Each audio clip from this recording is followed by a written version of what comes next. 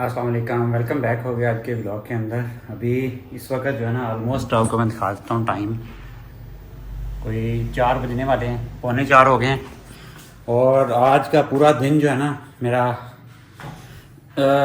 वारडा के ऑफिस में धक्के खाते हुए गुजरा है। सुबह बच्चों को छोड़ के आया हूँ मैं पौने 9 बजे। उसके बाद मैं सीधा ही उसके बाद घर आया हूँ। घर आके मैंने गोली खाई है अपनी, वो थायरॉक्सन जो थायराइड की। और उसके बाद मैं सीधा निकल गया हूँ वापडा के दफ्तर में, क्योंकि बिल के ऊपर आपने देखा होगा लिखा हुआ है कि आरओ ऑफिस के अंदर 15 दिन के अंदर एक्सप्लेन करें कि आपका एमडीआई 39 किलोवाट क्यों है। तो मैंने कहा उनको एक्सप्लेन कर देते हैं, चलो एक लीगल वे में, क्योंकि बहुत सारे हमारे प्रोफेसर हजरात जो है ना दोस्त कमेंट कर रहे थे, बहुत गलत कमेंट कर रहे थे कि आप जो है ना ऐसे यानी कि गलत में ऐसे पाकिस्तानी डिपार्टमेंट्स को कुछ कहते हो, या कि वो सही काम करते हैं, काम 2 मिनट का काम है हो जाता है। लेकिन मुझे पता था कि क्या सिचुएशन है। तो 9:30 बजे मैं एग्जैक्ट आरओ ऑफिस मियाँ जनू जो इनका मेन ऑफिस है वहाँ पे था।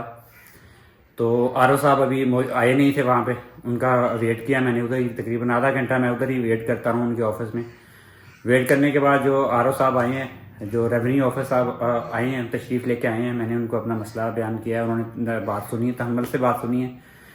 वीडियो बनाने की इजाज़त नहीं दी। मैं चाहता था कि आज इस को पूरे सिस्टम के जो यानी कि प्रॉब्लम है इनको हाईलाइट करूं, आपको दिखाऊं कैसा है। लेकिन किसी बंदे ने मुझे वीडियो नहीं बनाने दी। आरओ ऑफिस वाले ने, एसटीओ ने, और जो भी इन्वॉल्व लोग थे, किसी ने भी वीडियो में कुछ भी बयान यानी कि नहीं किया। इवन वो बदतमीजी भी उतर आते हैं थोड़ी सी करें तो। खैर मैंने जो है ना उसको सारा एक्सप्लेन किया। मैंने कहा सर मेरा 6 किलोवाट का मेरा इन्वर्टर लगा हुआ है, 6850 की टोटल प्लेट्स लगी हुई हैं।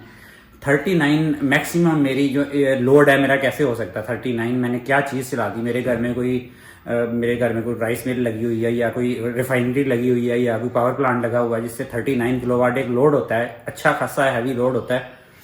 खैर उसने मेरी बातें सुनी। सारा कुछ सुनने के बाद उसने मुझे कहा कि जी मैं आपकी इसमें हेल्प नहीं कर सकता, मेरे पास आपका कोई नोटिफिकेशन नहीं आया, मैं इस सिलसिले में कोई भी आपकी मदद नहीं कर सकता। आप जो है ना आप अपने रेलिवेंट एसटीओ उसके पास जाएं, वो मुझे यानी कि वो अपना सिस्टम के थ्रू मुझे मेरे पास आएगा तो मैं कुछ कर सकता हूँ, वरना मेरे पास आपका कोई सोल्यूशन नहीं है। आप चले जाएं, आप एसटीओ के पास जाएं, वहाँ से मिलें।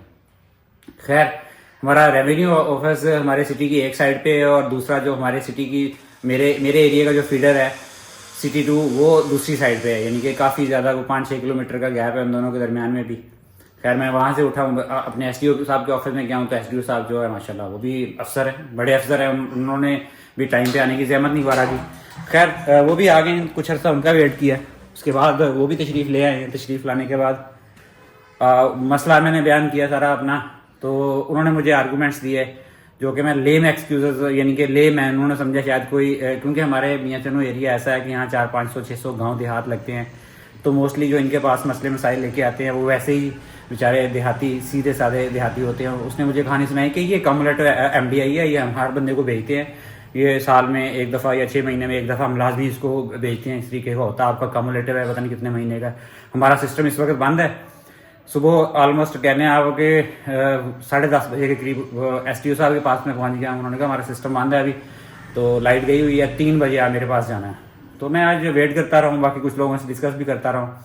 उसमें हमारे अदनान भाई है एक, वो उन्होंने मुझे गाइड भी किया था कि क्या आगे करना। अच्छा खैर उन्होंने मुझे कहा कि 3 बजे आप आ जाएं, हमारा सिस्टम चल जाएगा उस वक्त तक, और वहाँ पे जो है ना आपको सिस्टम के अंदर से देख के मैं बताऊँगा कि आपका कम्युलेटर जो है ना एमडीआई कैसे बना के उन्होंने आपको भेजा। ये बिल्कुल ठीक है, इसमें कोई प्रॉब्लम नहीं है। अच्छा खैर मैं वेट किया, सुबह से बच्चों को लाया हूँ स्कूल से 2 बजे, ला के 3 बजे में 10 मिनट बाकी थे उनके ऑफिस में। मैं चला गया हूँ, जाके मैं देखा फिर ऑफिस बंद। मैंने उनके स्टाफ बाहर बैठे हुए लोग, मैंने पूछा, कहते जी वो साहब का कोई पता नहीं कब आना है, साहब गए हुए हैं कहीं मीटिंग में। खैर मैं बैठ के अभी तकरीबन 3:50 हो गए हैं। मैं जब वापस आया हूँ तकरीबन 40 मिनट वहाँ पे मैं बैठा रहा हूँ उनके ऑफिस के अंदर, 40 बल्कि 50 मिनट, क्योंकि मैं 3 बजे से पहले ही चला गया था 10 मिनट।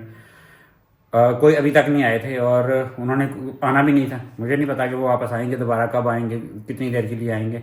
और आजकल एक गवर्नमेंट ने ये भी बड़ा सैड सिस्टम किया है कि पहले जितने भी इनके एसडीओ थे, एक्सीएम थे, उनके नंबर डायरेक्ट बिलों के ऊपर प्रिंट होते थे। लेकिन जब से हमारी मैडम सीएम आई हैं तो इन्होंने आगे वो कहते हैं जी गवर्नमेंट का भी रिसेंट जो है ना हमारी सीएम पंजाब ने कहा कि नहीं इनके नंबर्स नहीं आने चाहिए, तो उन्होंने नंबर्स खत्म कर दिए। पहले हमें पता चल जाता था कुछ इनसे बात करनी है, फ़ोन करना है, वो भी नहीं है। खैर वहाँ पे नंबर भी नहीं देते वो प्रॉपर कि SDO साहब का जो नंबर है ना वो कोई ऐसा ममनुआ नंबर है कि नहीं, वो शेयर नहीं करते आम जनता के साथ।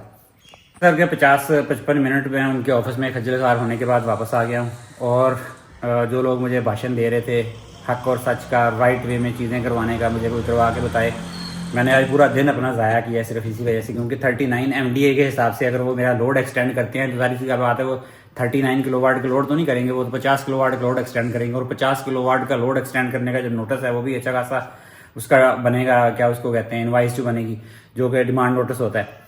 तो मुझे तो ज़रूरत भी नहीं है, और मेरी सिर्फ वो पता नहीं कौन सी मिस्टेक उन्होंने जानबूझ के की है, क्योंकि मुझे इंटरनल न्यूज़ से पता चला ये जानबूझ के जो है ना, इनको पता चलता है, लोगों को भेजते रहते हैं, जिनके रेफरेंस निकलाते हैं, जिनकी कोई सिफारिश होती है, या जो इनको पैसे रेगुलरली देते हैं उनके साथ सही कर देते हैं। बाकी लोगों को ये ऐसे ही दफ्तरों के चक्कर लगवा लगू के जो है ना उनसे पैसे बटोरने का ये तरीका है गवर्नमेंट सरकारी दफ्तरों के अंदर, और ये ऐसा ही चलता है। खैर, किस्सा मुख्तसर, अभी वापस आके मैंने कहा आप लोगों के साथ शेयर करूँ एक्चुअल सिचुएशन क्या है। ये है पाकिस्तान के डिपार्टमेंट्स जिनके अंदर फिर ऑन बैठे हुए हैं आपकी बात सुनने का, और उनका सिस्टम ही ख़राब है। बाकी कोई सिस्टम ही नहीं चलता सरकारी दफ्तरों में, उनके दफ्तरी औकात के अंदर किसी को डिपार्टमेंट का कोई सिस्टम चलता ही नहीं है, कि सिस्टम उनके बंद हैं, कोई भी काम करवाना सिस्टम बंद है, शाम को आए, सुबह आए, शाम को। मैं अभी भी वो आता भी तो उसने मुझे कहना था आप सुबह 9-10 बजे तशरीफ़ लाएँ। मुझे पता है, मैं काफ़ी दफ़ा PTCL के दफ्तर में जाकर देख ली, PTCL का भी ऐसे ही हाल है। हमारी बैटरियाँ PTCL की ख़त्म है, पिछले 6 महीनों से बैटरियाँ नहीं उन्होंने नई ऑर्डर की। वो ऐसे ही दिन में 10 घंटे लोड शेडिंग होती है उनके ऑफिस, वो बात भी नहीं सुनते, कहते बंद है, हम क्या कर सकते हैं, आएंगे पीछे से लगा देंगे।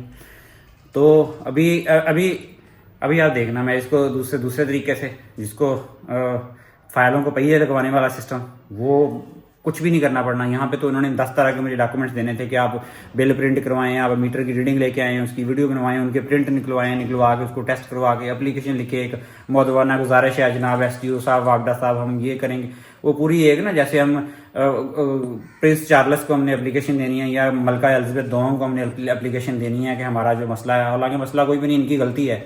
इनको चाहिए कि इनके ऊपर पनिशमेंट होनी चाहिए जो गलत करते हैं। ये बाहर की जितनी भी प्राइवेट कंपनियां, हम लोग जॉब करते रहे हैं, अगर मैं अपनी जॉब के हवाले से मेरी मिस्टेक होती थी तो वो मेरी एनुअल जो जिसको कहते हैं कि आप एवेल्यूएशन है ना, उसके ऊपर डायरेक्ट असर होता है। लेकिन यहाँ पे उल्टा है, ये इस तरह की मिस्टेक करके पैसा कमाते हैं, यही चोर रास्ते हैं जिनके थ्रू पैसा कमाते हैं ये लोग, और कुछ भी नहीं होना था। वो ऐसे दिन रात चक्कर लगवाते हैं। यहाँ हमारे छोटे शहरों में कोई चेक एंड बैलेंस नहीं है, गाँव देहात के बेचारे सीधे लोग आते हैं, उनको कहते हैं कल आए। मैं तो चलो यहाँ सिटी से था, 5, 10, 15, 20 किलोमीटर के चक्कर 3-4 दफ़ा लगाए मैंने, आ गया हूँ।